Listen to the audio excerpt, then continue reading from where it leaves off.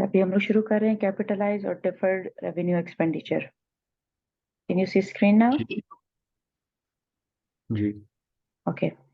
अच्छा, देखो पहले हम लोगों ने क्या किया था फर्क कि कैपिटलाइज एक्सपेंडिचर वो होते हैं जो जिनका बेनिफिट आपको एक साल से ज्यादा मिलता है। मिसाल के तौर पे फर्नीचर हमने खरीदा, अगर हमारा शर्ट्स का बिजनेस है और उसका बेनिफिट हम लोगों को एक साल से ज्यादा मिलेगा।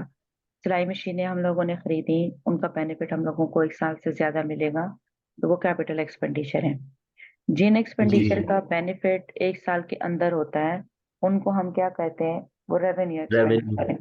जैसे हमने बिल्डिंग जी का, दुकान का पेंट करवा लिया, जैसे कोई मशीन का पार्ट खराब हो गया उसको हमने ठीक करवा लिया, स्टेशनरी सप्लाईज, ये हम लोगों ने पेन लिए, कॉपियां ली, ये जो चीजें होंगी ये एक्सपेंसेस हमारे रेवेन्यू रेवेन्यू में। एक्सपेंडिचर हो गए।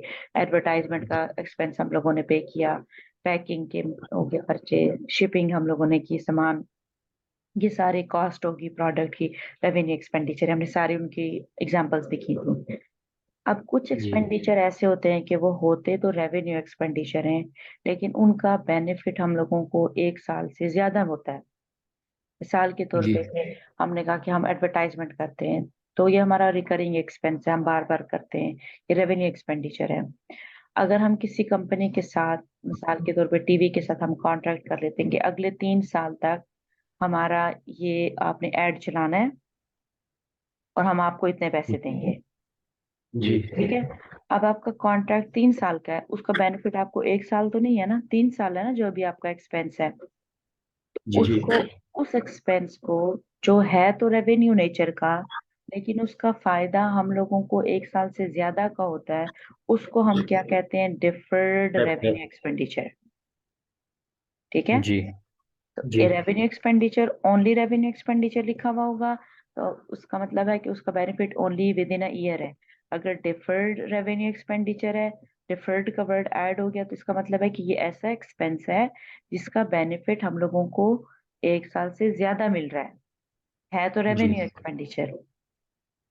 अब वो यहाँ बता रहा है कि हैवी एक्सपेंडिचर, कि आप बिग अमाउंट के एक्सपेंडिचर कर रहे हो। अब अगर आप किसी से 2 साल 3 साल का कॉन्ट्रैक्ट कर रहे हो, इसका मतलब है आप बिग अमाउंट पे कर रहे हो। जी heavy expenditure of revenue nature है तो रेवेन्यू नेचर का, the benefit of which is available for the period of 2 to 3 year और इवन मोर ईयर, तो उसका बेनिफिट आपको ज्यादा सालों के लिए होता है, is known as deferred revenue expenditure. This expenditure जी is not return in the form of profit of the year. अब हम इस पूरा एक्सपेंडिचर उस साल के प्रॉफिट को चार्ज नहीं करते, उस साल के एक्सपेंसेस को नहीं लिखते हम लोग। ऐसा नहीं है कि 3 साल की जो पेमेंट हमने की है वो हम इसी साल के सारे ग्रॉस प्रॉफिट में से माइनस करके नेट प्रॉफिट निकालें। नहीं, उसको हम लोग लिखेंगे बैलेंस शीट के अंदर और उसका तीसरा हिस्सा खाली चार्ज करेंगे इनकम स्टेटमेंट को। जैसे हमने पहले कहा था कि हम लोग फर्नीचर लिखते हैं बैलेंस शीट के अंदर, और जितनी उसकी सालाना कीमत में कमी होती है वो कीमत हम एक्सपेंसेस को चार्ज करते हैं, जिसको हम डेप्रिसिएशन कहते हैं। ठीक जी है। इसी तरह हम लोग अगर एडवांस में हम लोगों ने ये रेवेन्यू एक्सपेंडिचर पे कर दिए तो ये हम लोग सारे एक ही साल के प्रॉफिट को चार्ज नहीं करेंगे। इन जी order to maintain steady growth it is advisable to spread this expenditure. तो इसको स्प्रेड करो, स्प्रेड मतलब कि तीनों सालों को चार्ज करो, एक ही जी दफा नहीं सारा चार्ज करेंगे। Spread this expenditure equally over the number of year for which it is anticipated the benefit would be enjoyed by the business। जितने सालों में बिजनेस को वो बेनिफिट मिलेगा उतने सालों के ऊपर इक्वली वो डिवाइड करो।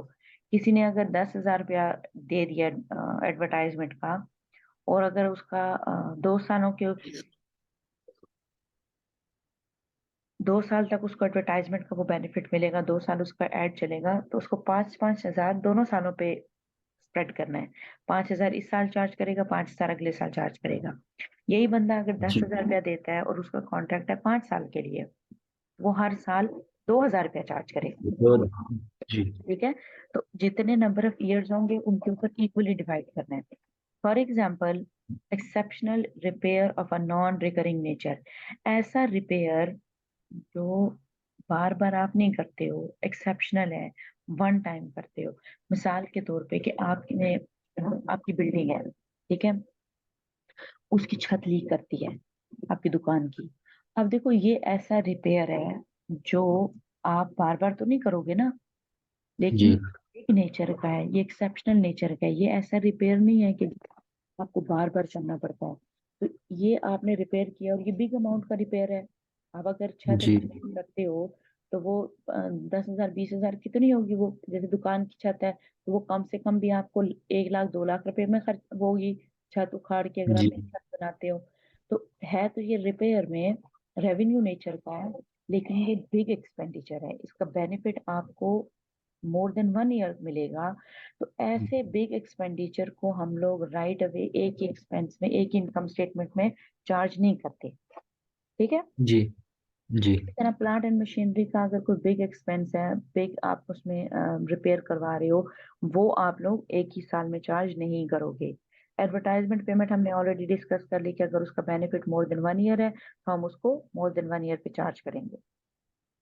जी अब क्या है कि क्राइटेरिया क्या है कि आपको कैसे पता चलेगा कि कौन सा बेनिफिट, कौन सा एक्सपेंडिचर रेवेन्यू है और कौन सा एक्सपेंडिचर कैपिटल है। कैपिटल है। ये कह रहा है कि it is not easy to decide whether a particular expenditure is capital और रेवेन्यू। फौरन आपको एक्सपेंडिचर को देख के नहीं पता चलेगा कि ये कैपिटल है या रेवेन्यू है। मिसाल के तौर पर डिलीवरी चार्जेस है, अब आपको नहीं पता कि फौरन की ये कैपिटल है या रेवेन्यू है। आपको ये देखना है कि ये डिलीवरी चार्जेस किस पर्पज के लिए है। ठीक है। जी Some ji expenses may lie in the borderline and difficult arise to decide whether it is capital or revenue. तो कह रहा है कि कुछ ऐसे expenses हैं जो बॉर्डर लाइन पे, जिनका समझ नहीं आती कि एग्जैक्टली ये रेवेन्यू है या एग्जैक्टली ये कैपिटल नेचर का है। तो कैपिटल। उसकी जी डिफिकल्टी को दूर करने के लिए हम ये क्वेश्चन अपने आप से पूछ सकते हैं। क्या question? Does the expenditure incurred in acquiring a fix asset, क्या हमने ये नया फिक्स एसेट खरीदने में ये एक्सपेंस किया? अगर तो हमने जो एसेट खरीदा है, चाहे हम यूज खरीद रहे हैं चाहे हम नया खरीद रहे हैं, अगर एसेट खरीदने का एक्सपेंस है, डज द एक्सपेंड अगर एसेट खरीदने का है, अगर यस हम कहते हैं तो इसका मतलब है ये कैपिटल है। अगर एसेट खरीदने का नहीं है तो इसका मतलब है ये रेवेन्यू है। जी Does the expenditure incurred in the improvement, addition, installation और erection of the fixed asset, क्या ये expense ऐसा है जो आपके fixed asset में कोई चीज ऐड कर रहा है या इसको improve कर रहा है, या आप कोई नई चीज इसको asset को install करने में खर्चे कर रहे हो? अगर तो ऐसी बात है तो फिर कैपिटल है, अगर नहीं है तो जी रेवेन्यू है। ये हम ऑलरेडी डिस्कस कर चुके हैं ना ये पॉइंट्स। Does the जी expenditure incurred in increasing the earning capacity of the business, क्या ये ऐसा खर्चा है जो बिजनेस की अर्निंग कैपेसिटी को इंक्रीज कर रहा है? मिसाल के तौर पर मैंने आपको बताया था कि मशीन पहले आपके पास हाथ से चलने वाली थी, अब आपने मोटर इंस्टॉल कर ली है, उससे आपकी जी अर्निंग कैपेसिटी इंक्रीज हो गई है। तो अगर ऐसा है तो वो कैपिटल एक्सपेंडिचर है। Has it been incurred for raising capital money for the business, क्या ये ऐसा एक्सपेंस है कि जो आपने नया बिजनेस शुरू किया और आप उसके लिए कैपिटल रेज कर रहे हो, कैपिटल मनीज, उसके लिए आप बजट रेज कर रहे हो, पैसे रेज कर रहे हो, तो वो नया बिजनेस स्टार्ट करने में जो एक्सपेंसेस होंगे वो भी कैपिटल होंगे। ठीक है। अब वो जी कह रहे हैं if the answer to any of the above question is affirmative, affirmative में किस यस आंसर है, अगर किसी भी क्वेश्चन के आंसर आपको यस में है तो वो हमारे एक्सपेंडिचर कैपिटल है। अगर answer, if the answer is negative, अगर आंसर नो है तो फिर वो रेवेन्यू एक्सपेंडिचर है। ठीक है। इट जी इज ऑलवेज जी possible to distinguish between capital और revenue expenditure due to following reason. ये अब रीजन बता रहा है कि इन रीजन की वजह से आप इजीली डिस्टिंग्विश कर सकते हो, फर्क बता सकते हो कि कैपिटल है या रेवेन्यू है। कौन से फर्क हैं कि certain expenses arise in the nature of capital for some business and revenue for the other. कह रहा है कि कुछ एक्सपेंडिचर ऐसे हैं कि जो हो सकता है कि एक बिजनेस के लिए कैपिटल हो और दूसरे के लिए रेवेन्यू हो। मिसाल के तौर पे कि जी आपको फर्नीचर शर्टें बनाने का है, फर्नीचर अगर आप अपने बिजनेस के लिए खरीदते हो तो वो आपके बिजनेस के लिए कैपिटल एक्सपेंडिचर है, रेवेन्यू नहीं है। एक बंदा जी बेचता ही फर्नीचर है तो उसके लिए गाड़ी तो हो सकता है कि कैपिटल एक्सपेंडिचर हो, लेकिन फर्नीचर तो रेवेन्यू एक्सपेंडिचर होगा, क्योंकि वो खरीदता है बेचता है, वो उसकी प्रोडक्ट है, उसकी मर्चेंडाइज है। राइट। जी तो जी कह रहा है कि कुछ एक्सपेंसेस ऐसे हैं जो एक बिजनेस के लिए हो सकता है कैपिटल हो और दूसरे के लिए रेवेन्यू हो। मिसाल के तौर जी पे इन एन इंजीनियरिंग फर्म, अब वो एक आपको बता रहा हूँ इंजीनियरिंग फर्म है, some plant and machinery may have been purchased for resale. हो सकता है कि आपने जी प्लांट एंड मशीनरी रीसेल के लिए खरीदी हो, and other may have been used it for the business. जैसे मैंने भी आपको फर्नीचर की एग्जांपल दी।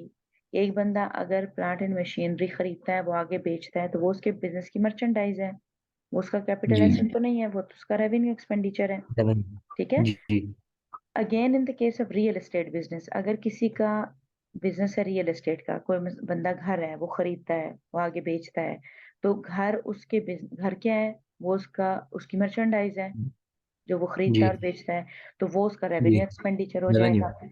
और अगर जी वो ही आप एक बंदा है जो घर खरीदता है और उसका बिजनेस है, शूज की दुकान है, तो वो घर खरीद रहा है या दुकान खरीद रहा है या वो गाड़ी खरीद रहा है, तो वो क्या होगा, उसका कैपिटल एक्सपेंडिचर कैपिटल होगा। ठीक है। जी Certain expenses may be said to be partly capital और partly revenue। partly मीन के कुछ expenses ऐसे हैं जो हो सकता है कि आधे capital nature के हों और आधे revenue nature के हों। मिसाल के तौर पे जी the combined cost of repair, alteration and extension of a fixed asset। fixed asset की ऐसी cost जो repair और उसमें changes कर रहे हैं, तो वो लगती है ऐसे है कि वो इतने पता नहीं इतना बड़ा expense है, इसको हम उसमें चार्ज करें, फिक्स में चार्ज, उसमें कैपिटल में चार्ज करें या रेवेन्यू में चार्ज करें। तो उसमें हमने जी क्या देखा था कि हम क्या चीज देखेंगे कि ये जो एक्सपेंस हम कर रहे हैं इसका फायदा कितने सालों के लिए है। अगर जी हम ऐसा रिपेयर है जो छोटा मोटा रिपेयर है जिसका फायदा हमें 1 साल तक के अंदर अंदर ही होगा, तो वो रेवेन्यू होगा। ऐसा रिपेयर रेवेन्यू जिसका फायदा हमें लॉन्ग टर्म के लिए है, मेजर रिपेयर एक्सपेंडिचर है, वो हमारा कैपिटल एक्सपेंस होगा। कैपिटल ठीक है। अगर वो कह रहा है कि if there is a doubt on the nature of any item, students should make a note at the foot of their solution to the method of treatment adopted। अगर वो कहता है कि आपको डाउट हो रहा है, तो जो आपकी अंडरस्टैंडिंग है, जो आपने ट्रीटमेंट अडॉप्ट की है, कि आप अगर कहते हो मिसाल के तौर पे रिपेयर है, एक बंदा कहता है कि रिपेयर रेवेन्यू है और एक बंदा कहता है रिपेयर कैपिटल है, तो आप अपनी जी मेथड जो आपने जिस ट्रीटमेंट किया है ना, जो ट्रीटमेंट के मुताबिक जिसने आपने जो मेथड अडॉप्ट किया है, वो रीजन आपने अपनी लिखनी है। आप लिखो कि आप क्यों कहते हो कि ये रेवेन्यू है। खाली ये नहीं लिख दिया जी कि रेवेन्यू है, आप कहो कि रेवेन्यू रिपेयर है, क्योंकि रिपेयर का बेनिफिट एक बिजनेस को 1 साल से कम तक होता है, इसलिए ये वाला एक्सपेंडिचर रेवेन्यू एक्सपेंडिचर है।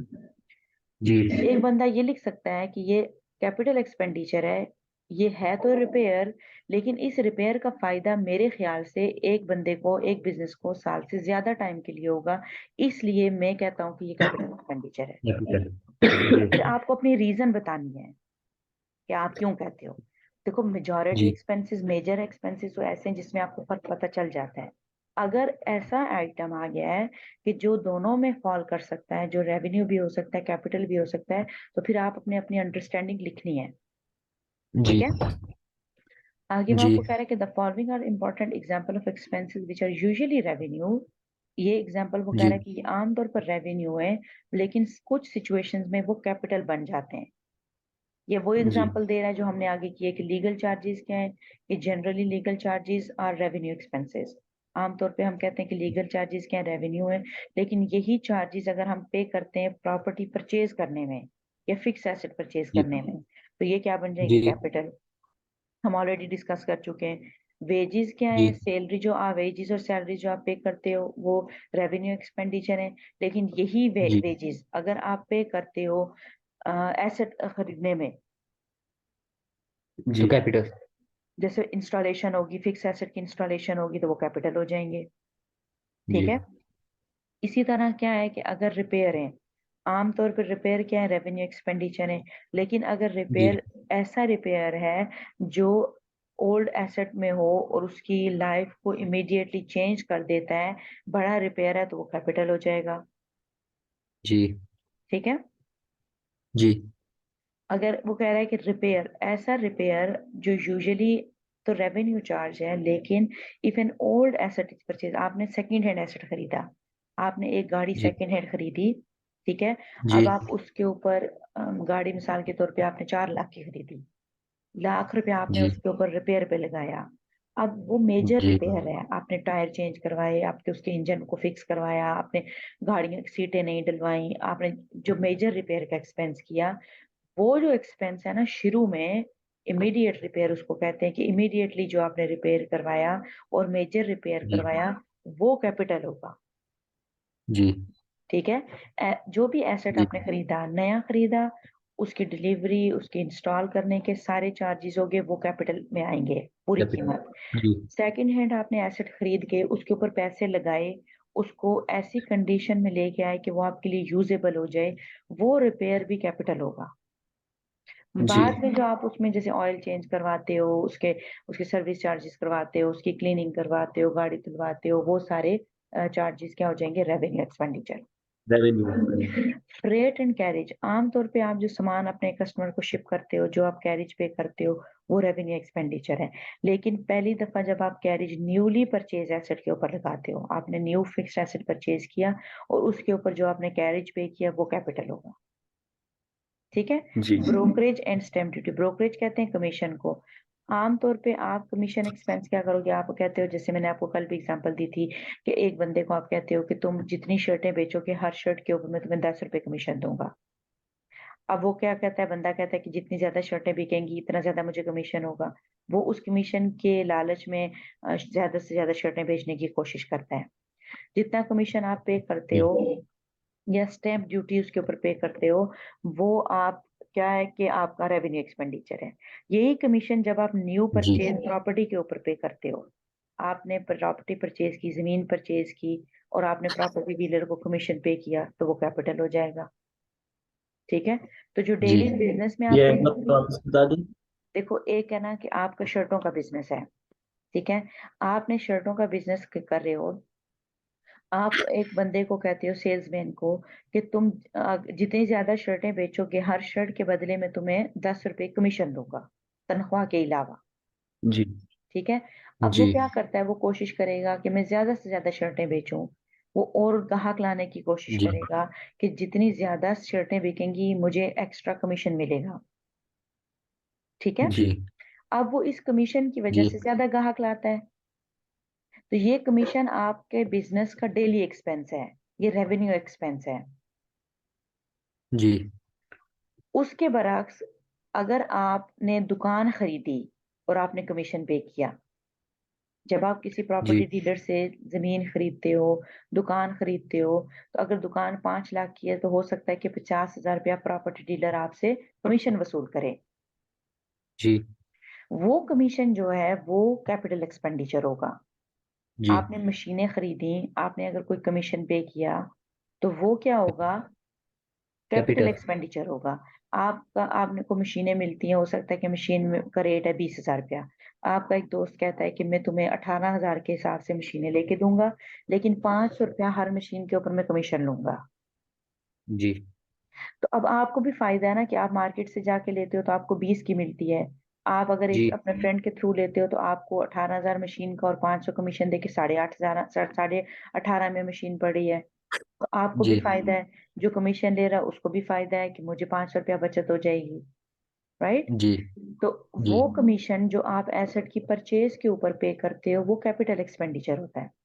जो डेली जी रूटीन में आप कमीशन पे कर रहे हो, वो आपका रेवेन्यू एक्सपेंडिचर है।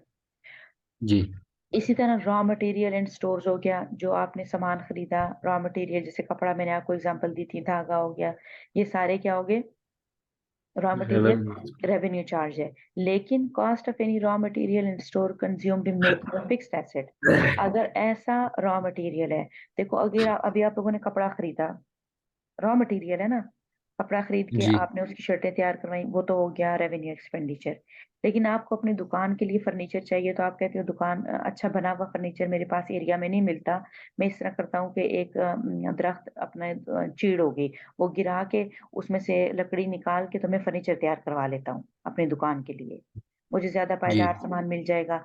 मेरा फर्नीचर जो तैयार होगा, लकड़ियां टेबल बनेंगे, वो ज्यादा अरसा चल जाएंगी, तो मैं ये यहाँ से तैयार करवा लेता हूँ। अब लकड़ी वो जी भी तो रॉ मटेरियल है ना, दरख्त भी रॉ जी मटेरियल है, आरा आपने लाया, बंदे को मजदूरी दी, वो सारा रॉ मटेरियल है। लेकिन उससे आप तैयार क्या कर रहे हो, तैयार तो आप फिक्स एसेट कर रहे हो। फर्नीचर। जी तो फर्नीचर आपका कारोबार तो नहीं है ना, आपका कारोबार तो नहीं। शर्टें बनाने का है। तो अब जो रॉ जी। मटेरियल आप यूज करके फिक्स एसेट तैयार कर रहे हो, वो रॉ मटेरियल रेवेन्यू एक्सपेंडिचर नहीं होगा, वो रॉ कैपिटल। मटेरियल कैपिटल होगा, क्योंकि आप उससे कैपिटल एसेट तैयार करवा रहे हो। तो अगर पेपर में जी। लिखा हुआ होता रॉ मटेरियल, तो आपने ये नहीं कहना कि बस रॉ मटेरियल रेवेन्यू हो गया। आपने देखना है कि वो रॉ मटेरियल किस पर्पज के लिए है। अगर तो वो कह रहा है कि रॉ जी। Material for the manufacturing of inventory, for the manufacturing of merchandise, तो फिर तो वो रेवेन्यू हो गया। अगर वो कहता है जी। कि raw material for the purpose of fix asset, तो वो कैपिटल हो जाएगा। जी। ठीक है। अगर वो कुछ भी नहीं कहता, जी। तो फिर वो रेवेन्यू ही होगा। जी। ठीक है। नेक्स्ट है इंटरेस्ट। इंटरेस्ट हमने किया था कि इंटरेस्ट आमतौर पे क्या है, रेवेन्यू एक्सपेंडिचर है। जी। लेकिन अगर इंटरेस्ट कंस्ट्रक्शन के दौरान हो रहा है, कंस्ट्रक्शन पीरियड इंटरेस्ट है, तो वो क्या होगा, कैपिटल होगा। क्या आप नई कंपनी बना रहे हो, आपने लोन लिया है, और उस लोन के ऊपर जो आप इंटरेस्ट दे रहे हो, वो नई कंपनी की कॉस्ट में शामिल होगा, फिक्स एसेट की जी। कॉस्ट में शामिल होगा। वो हम रेवेन्यू को जी। चार्ज नहीं करेंगे। इसी तरह जी। Development expenditure, certain concerns such as electric supplies, mining company, tea and rubber plantation require a very long period of development before they can begin to earn income. Expenditure incurred during that period is called development expenditure and is treated as capital expenditure. जी। Although it consists of items such as wages, salaries, rent and taxes. अब देखो, एक बंदा अगर mine खोदता है, mine क्या हो गया कि किसी ने मिसाल के तौर पे कुआं खोदना है।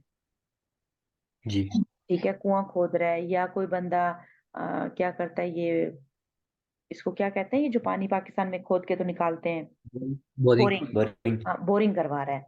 अब बोरिंग का हो सकता है कि बोरिंग का काम 1 महीना लगा रहे। जी। फौरन ये तो नहीं है ना कि किसी ने 2 घंटे काम किया तो बोरिंग होगी और पानी निकल आया। हो सकता है कि जी। बोरिंग की मशीन 15 दिन लगी रहे, 20 दिन लगी रहे। अब माइनिंग की जी। जो कंपनीज हैं, उनका एक्सपेंस तो, माइनिंग जो करते हैं, वो क्या पता कि 1-1 साल, 2-2 साल मशीनें लगी रहें, और फिर जाके तो जमीन के अंदर से कोई धात निकले। अब बोरिंग का जी। पानी है, वो हो सकता है कि 10 दिन में निकल आए, हो सकता है 20 दिन लग जाए, हो सकता है महीना मशीन लगी रहे फिर जाके बोरिंग का पानी निकले। तो जो चीज जी। बंदा जमीन के अंदर से निकालना चाहता है, उस पर डिपेंड करता है कि कितना लॉन्ग टाइम वो डेवलपमेंट उसकी करेगा। अब पानी ये तो नहीं कि एक ही दिन में पानी निकल आया। पहले वो बोरिंग जी। की, फिर उसके अंदर उसके बनाई, जगह बनाई पानी निकलने की, उसके ऊपर मोटर लगेगी, उसके कितने एक्सपेंसेस है रिलेटेड, उसके बाद जाके जी। उसमें से पानी निकलना शुरू होगा। तो वो जो जी। सारा एक्सपेंस करता है बंदा for a long period of time of development before they can begin to earn income, उससे पहले कि वो आमदन अर्न करना शुरू करें। मिसाल के तौर पे एक बंदा जमीन से कोयला निकालता है, या एक जी। बंदा जमीन से कोई और चीज निकाल के बेचता है, तो उसका फायदा लेने के लिए, मिसाल के तौर पे आपके गांव में पानी नहीं है, आप बोरिंग मशीन लाते हो, आप सारा खर्चा करते हो, आप 4 लाख रुपया आपने पानी के ऊपर लगा दिया। ठीक है। अब आप जी। कहते हो कि मुझे यहाँ से जो मेरा मोटर का खर्चा आ रहा है, या जो मुझे मैं बिल भी पे कर रहा हूँ, सारे लोग पानी भर के लेके जाएं, लेकिन हर बंदा मुझे महीने का 200 या 300 रुपया पे करेगा। जी। ठीक है। तो आप क्या कर रहे हो कि हो सकता है कि आप सारे गांव के लोग आपको 200 रुपया मंथली पे कर रहे हैं, हो सकता है कि आपका बिल 10 हजार रुपया बनता है महीने का, तो आपको 15 हजार रुपया मिल जाता है, तो 5 हजार आपको बेनिफिट भी हो जाता है कि आपने इतना पैसा लगा के एक चीज बनाई है, अब आपको फायदा भी हो रहा है और आपके खर्चे भी निकल रहे हैं। जी। कुछ हो सकता है कि कोई बंदा माइनिंग इस वजह से कर रहा है कि वो उसमें से धातें निकाल के बेचेगा और उसका कारोबार है। ठीक है। जी। तो इससे पहले कि कोई बंदा अर्न करना शुरू करे इनकम, उसको जितने वो डेवलपमेंट चार्जेस पे करने पड़ रहे हैं, all expenditure incurred during that period is called development expenditure. तो आपने उस बोरिंग के ऊपर जितना सारा खर्चा किया, उसको हम क्या कहेंगे, वो डेवलपमेंट एक्सपेंडिचर है। और वो एक्सपेंडिचर भी हम कैपिटल एक्सपेंडिचर को ट्रीट करते हैं। क्यों? क्योंकि उसका बेनिफिट भी हम लोगों को 1 साल से ज्यादा के लिए होता है। जी। ठीक है तो वो उसमें क्या है, हम पे तो वेजेस ही कर रहे हैं ना। हम जिस बंदे को हमने दिहाड़ी पे लगाया हुआ, उसको हम पैसे दे रहे हैं, सैलरी दे रहे हैं। जो जी। मशीन हम लेके आए हैं, उसका हम रेंट दे रहे हैं, जी। गवर्नमेंट को हम टैक्सेस पे कर रहे हैं। है तो ये जी नेचर सारी रेवेन्यू एक्सपेंडिचर की, लेकिन ये ऐसा एक्सपेंस है जिसका बेनिफिट हम लोगों को बहुत सालों के लिए हो रहा है। ठीक है। जी जी। लास्ट टॉपिक हमारा आई थिंक रह गया capital payment and revenue payment का। कैपिटल एंड रेवेन्यू पेमेंट्स क्या है? इनको इसको नेक्स्ट क्लास में कर लें या आज कर लें? नेक्स्ट में कर देते। ओके, ये नेक्स्ट में कर लेते हैं, अभी हम एक क्वेश्चन कर लेते हैं। ठीक है। जी ये थोड़ा सा रह गया कैपिटल एंड रेवेन्यू का, एक 2-3 पेजेस का ही है। इलस्ट्रेशन, कौन सी इलस्ट्रेशन में आप लोगों को प्रॉब्लम है वो मुझे बताओ, वहां से शुरू करें।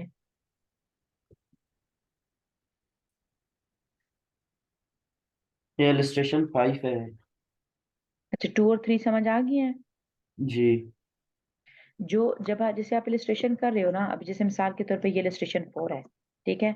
अगर आपने ये किया, आपको जैसे पॉइंट सी समझ नहीं आया, आपने उसको मार्क कर लेना है। पॉइंट जी समझ नहीं आया, उसको मार्क कर लेना है। ये एक का पॉइंट ए भी नहीं आ रहा था समझ। किसका?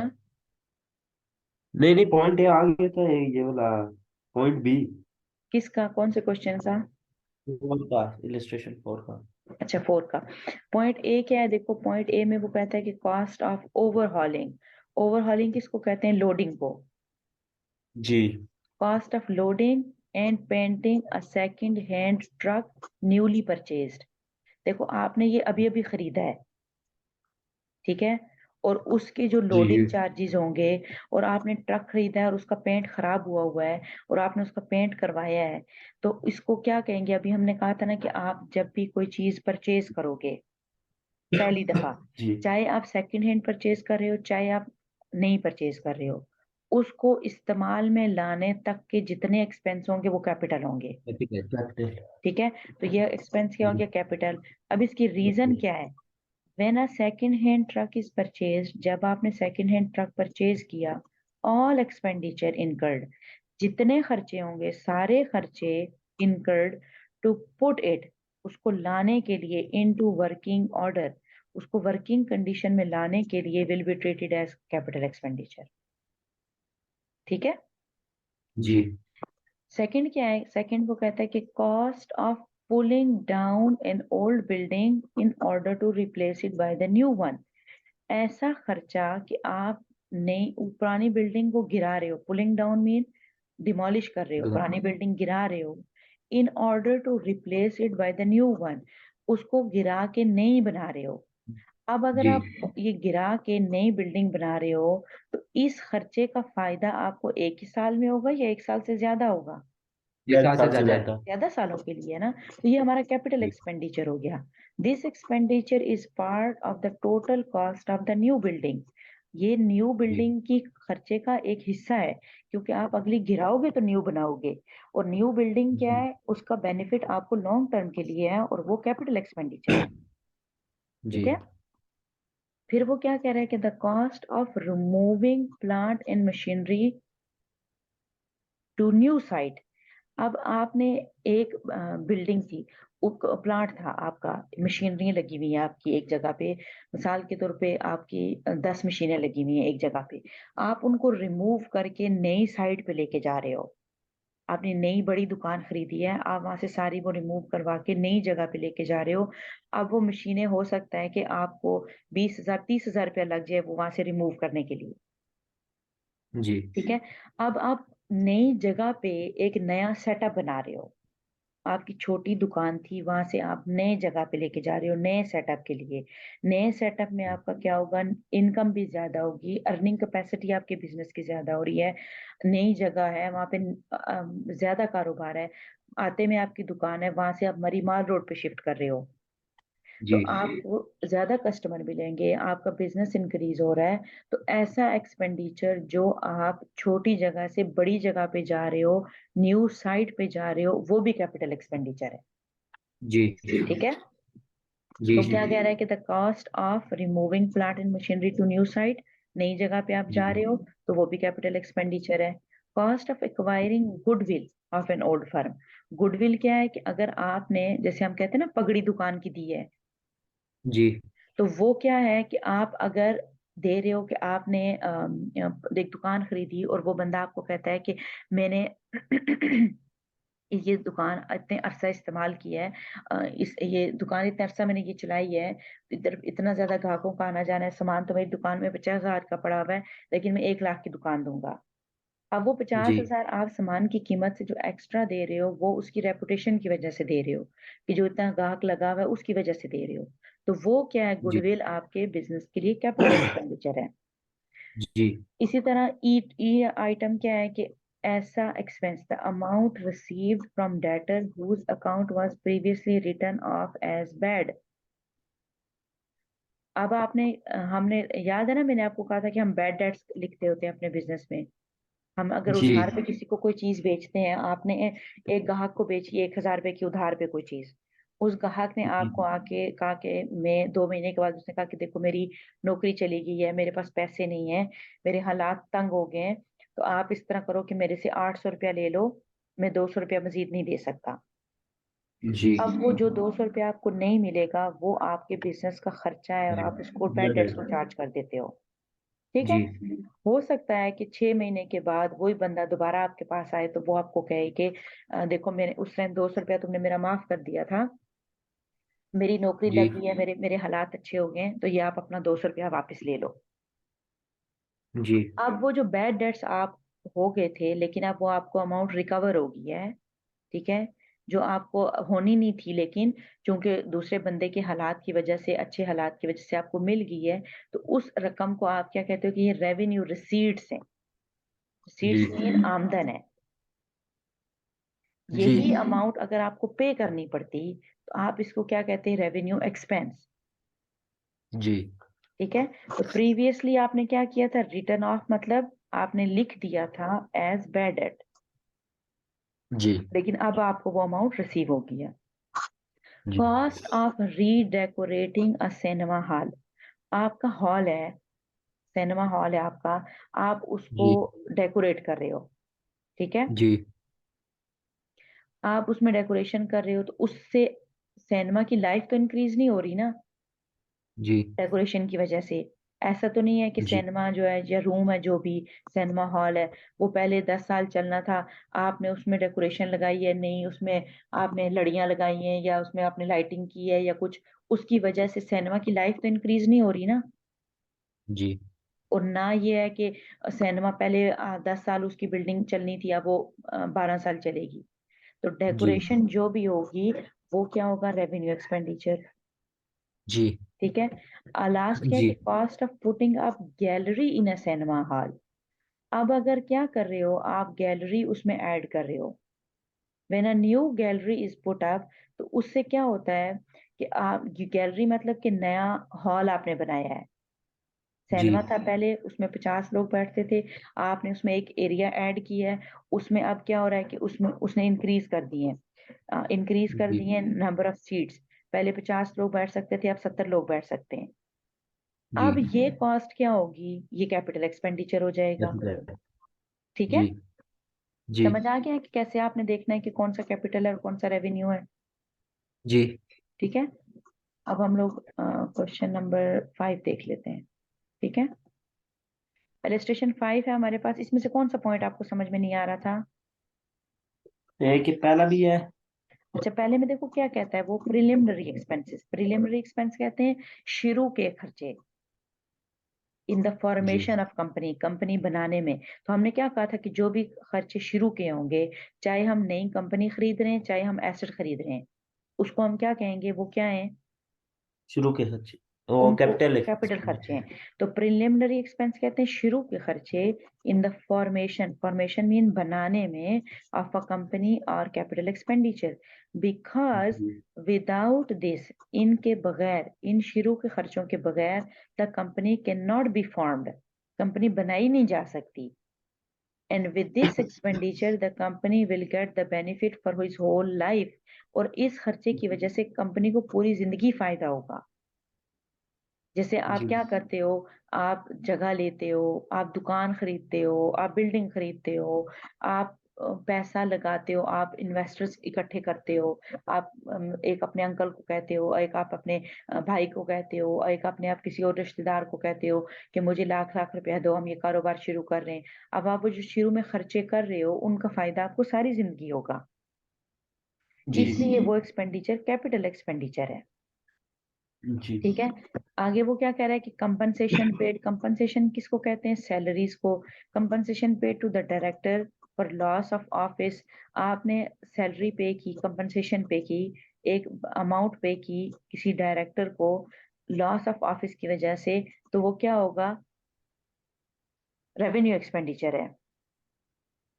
ठीक है, क्योंकि जब भी आप किसी को सैलरी पे करते हो या कंपनसेशन पे करते हो, किसी बंदे को मुआवजा पे करते हो, वो क्या होगा? रेवेन्यू एक्सपेंडिचर होगा। रेवेन्यू। अगर वो आपको कहेगा कि compensation paid for the installation of a fixed asset, आप फिक्स जी एसेट इंस्टॉल कर रहे हो और आपने खरीदा है और उसकी इंस्टॉलेशन में आप वो पे कर रहे हो, वो कैपिटल हो जी जाएगा। कैपिटल। ठीक है। आगे आप वो जी देखो, वो कह रहा है कि इंटेंसिव एडवर्टाइजिंग, मेजर एडवर्टाइजिंग का खर्चा। इंटेंसिव मीन के मेजर, बड़ा एडवर्टाइजिंग आपने undertaken by a company, company ने खरीदी to popularise a new product.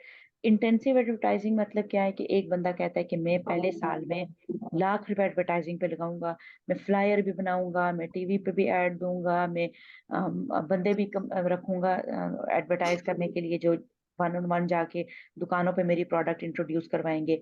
अब ये जो इतना मेजर एक्सपेंस है ना एडवर्टाइजिंग का, इसको हम क्या जी कहेंगे? ये डिफर्ड रेवेन्यू एक्सपेंडिचर है तो एडवर्टाइजिंग रेवेन्यू एक्सपेंडिचर, जी राइट? लेकिन ये ऐसा रेवेन्यू एक्सपेंडिचर है जो बंदा इस वजह से कर रहा है कि उसको बेनिफिट बहुत सालों के लिए मिलेगा। ठीक है। जी तो इस वजह से हम इसको डिफर्ड रेवेन्यू एक्सपेंडिचर कहेंगे। ये एक्सपेंडिचर जी incurred on advertisement is ordinary revenue expenditure. वो कह रहा है कि ऑर्डिनरली क्या है कि आमतौर पे ये रेवेन्यू एक्सपेंडिचर है, लेकिन चूंकि फैक्ट ये है, क्वेश्चन में वो ये आपको बता रहा है कि वो इंटेंस एडवर्टाइजमेंट कर रहा है, जी बहुत ज्यादा एडवर्टाइजमेंट कर रहा है, बहुत ज्यादा लोगों को अप्रोच कर रहा है, इस वजह से ये डिफर्ड रेवेन्यू एक्सपेंडिचर है। जी और डिफर्ड रेवेन्यू एक्सपेंडिचर को हम क्या करते हैं कि सारा हम खर्चा एक ही साल को चार्ज नहीं करते, जितने सालों में हम एस्टिमेट करते हैं कि इस एक्सपेंस का फायदा हमें इतने साल होगा, उतने सालों पे चार्ज करते हैं। जी इसी तरह क्या कह रहा है कि carriage installation of a new machinery, जितने ये एक्सपेंडिचर नई मशीनरी के हैं वो कैपिटल होंगे। जी premium paid on the redemption of debenture, debenture क्या है कि वो कैपिटल एक्सपेंडिचर है। ठीक है। जी उस पे हम जो भी प्रीमियम पे करते हैं, क्योंकि जब भी आपके पास डिबेंचर का आएगा या शेयर्स एक्विजिशन का एक्सपेंस आएगा, ये डे टू डे एक्सपेंस नहीं होता। ठीक है। जो डिबेंचर होते हैं ना, ये जैसे कोई लोन लेता है कंपनी और उसके बदले में एक नोट दे रही है, उसको डिबेंचर आप कहते हैं, आप ये समझ लो फॉर राइट नाउ। और जो वो जी प्रीमियम पे कर रहे हैं उसके ऊपर एक्स्ट्रा पैसे कर रहे हैं, उसकी कीमत अगर लाख रुपए है तो हो सकता है कि कंपनी को 1,10,000 रुपया पे करना पड़े, या किसी बंदे जी को प्रीमियम ज्यादा पे करना पड़े, अमाउंट जितनी उसकी कीमत है उससे ज्यादा पे करना पड़े, तो हम कहते हैं वो प्रीमियम है। तो वो ये हमारे डे टू डे एक्सपेंडिचर नहीं है, कोई बिजनेस लोन रोज बरोज नहीं लेता।